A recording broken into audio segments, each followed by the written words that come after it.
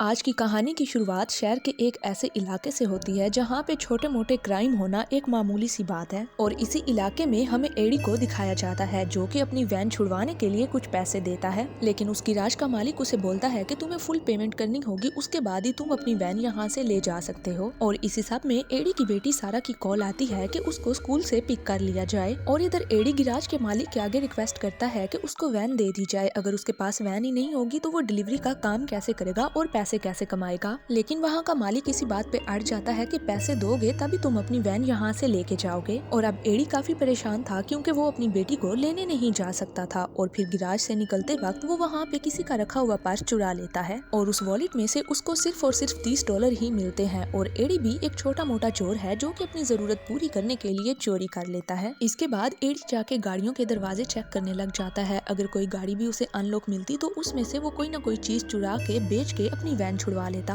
और फिर थोड़ा आगे जाते ही उसे पार्किंग में काफी महंगी एसयूवी कार नजर आती है। वो उसे अनलॉक देख के फौरन से उसके अंदर बैठ जाता है और फिर वो उस गाड़ी में चेक करता है कि कोई उसे महंगी चीज मिल जाए, लेकिन वहाँ पे उसे कुछ भी नहीं मिलता। इसके बाद वो फौरन से उस गाड़ी से बाहर निकलने की कोशिश करता है, लेकिन एसयूवी गाड़ी ने खुद को ही लॉक कर लिया था। एडी उस गाड़ी को खोलने की काफी कोशिश करता है, लेकिन वो गाड़ी तो खुलने का नाम ही नहीं लेती। इसके बाद वो अपने पाँव से उसकी विंडो को तोड़ने की कोशिश करता है, लेकिन उसकी विंडोज पे भी कोई असर नहीं होता। और तभी कार की डैशबोर्ड की स्क्रीन पे आंसर मी के नाम से कॉल आने लग जाती है, लेकिन एडी उस कॉल को इग्नोर कर देता है और गाड़ी की सीट के नीचे से एक रॉड निकाल लेता है और उस रॉड के साथ वो विंडोज को तोड़ने की कोशिश करता है, लेकिन फिर भी वो विंडोज नहीं टूट पाती। फिर गाड़ी का दरवाजा तोड़ने की कोशिश में उसका एक हाथ बुरी तरह से जख्मी हो जाता है और अब उस बेचारे के पास कोई ऑप्शन बचता नहीं है, जिस वजह से वो डैशबोर्ड की कॉल को रिसीव कर लेता है। कॉल पे इस गाड़ी का मालिक विलियम होता है। एडी गुस्से में आके उसको काफी ज्यादा गालियां दे देता है। तब विलियम कैमरा में उसको देखते हुए इलेक्ट्रीफाइड सीट से उसको झटका देता है और फिर विलियम एडी को बताता है कि इससे पहले मेरी गाड़ी 6 बार चोरी हो चुकी है और पुलिस किसी भी चोर को पकड़ नहीं पाई। और फिर इस सब के बाद मैंने एक बुलेट प्रूफ और साउंड प्रूफ गाड़ी बनाई है ताकि मैं तुम जैसे चोरों को आसानी से पकड़ सकूं। और फिर एडी गुस्से में आ जाता है और कहता है कि मुझे इस गाड़ी से बाहर निकालो। और फिर वो अपनी गन निकाल के बुलेट प्रूफ विंडो पे फायर कर देता है, लेकिन विंडो पे लगी हुई गोली टकरा के वापिस आके उसी की टांग पे लग जाती है। और फिर टांग पे गोली लगने के बाद उस बेचारे का खून तेजी से बहने लग जाता है। गाड़ी साउंड प्रूफ होने की वजह से उसकी आवाज बाहर से कोई सुन भी नहीं पाता। और फिर एडी बेचारा अपना खून रोकने के लिए विलियम से हेल्प मांगता है, लेकिन विलियम उसे जवाब में कहता है कि तुमने क्या सोचा था कि कोई इतनी महंगी कार इस इलाके में ऐसे ही खुली छोड़ सकता है। विलियम कहता है कि मैंने तुम जैसे चोरों को पकड़ने के लिए ही ये जाल बिछाया था और अब तुम मेरे जाल से बच के नहीं निकल सकते। और अब एडी उससे माफी मांगने लगता है, लेकिन ज्यादा खून निकलने की वजह से वो वहीं पे बेहोश हो जाता है। और फिर जब उसे रात में होश आता है तो वो देखता है कि विलियम ने आके उसकी बैंडेज कर दी है और उसकी गोली भी निकाल दी है, लेकिन वो अभी भी उसी एसयूवी गाड़ी में ही कैद था।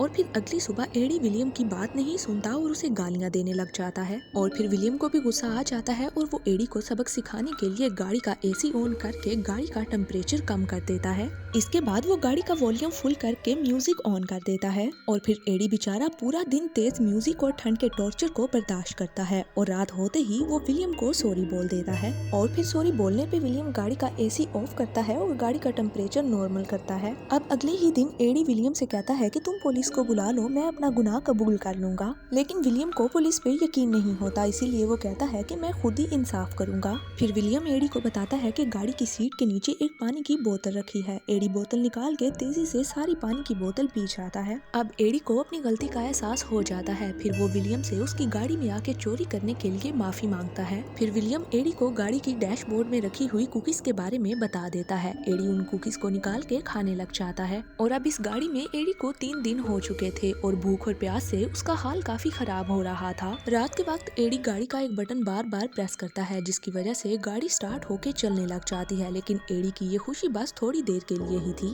क्योंकि अगले ही पल विलियम गाड़ी को रिमोट से कंट्रोल कर लेता है और उसको एक हाई सिक्योरिटी एरिया में जाके खड़ा कर देता है। और वहाँ जाके वो एडी को बताता है कि देखो तुम्हारे जैसे लोगों की वजह से इतनी सिक्योरिटी में भी ये लोग डर की वजह से जीते हैं। और फिर विलियम पूरी रात गाड़ी को रोड पे तेजी से ड्राइव करता है, जिसकी वजह से एडी डर जाता है। और फिर अगली सुबह विलियम एडी से कहता है कि तुम्हारी बेटी तुमसे बिल्कुल प्यार नहीं करती, वो तुम्हारे इन कामों की वजह से तुमसे नफरत करती है। और फिर एडी उसे कहता है कि मैं जानता हूँ कि मेरी बेटी मुझसे बहुत प्यार करती है। और फिर विलियम अपने पागलपन में आके एसयूवी को सारा के स्कूल के सामने लेके आता है और उसे सारा का पीछा करने पे लगा देता है। और फिर वो एडी को समझाने की कोशिश करता है कि उसकी बेटी भी इन जुराइम से महफूज नहीं है। अब गाड़ी सारा को टक्कर मारने लगती है, लेकिन एडी उसे समझाता है और कहता है कि मैं सारा को बचाने के लिए अपनी जान देने के लिए भी तैयार हूँ। और फिर वो विलियम से कहता है कि तुम सारा को छोड़ दो, नहीं तो मैं अपनी गन अपने ऊपर ही चला लूंगा। और इस सब के बाद वो सारा को छोड़ देता है और अपनी गाड़ी को मोड़ लेता है। इसके बाद विलियम खुद गाड़ी में आ जाता है और एडी के दोनों हाथ बांध देता है और खुद गाड़ी के अंदर बैठ जाता है। और फिर वो गाड़ी को ड्राइव करके यहाँ से दूर ले जाता है और एडी को बताता है कि तुम जैसे चोरों की वजह से ही मेरी बेटी को गोली लगी थी, जिसकी वजह से मेरी बेटी मर चुकी है। और विलियम भी एक मजबूर बाप था जो ये सब कुछ इसलिए कर रहा था क्योंकि उसकी बेटी को इंसाफ नहीं मिल पाया था।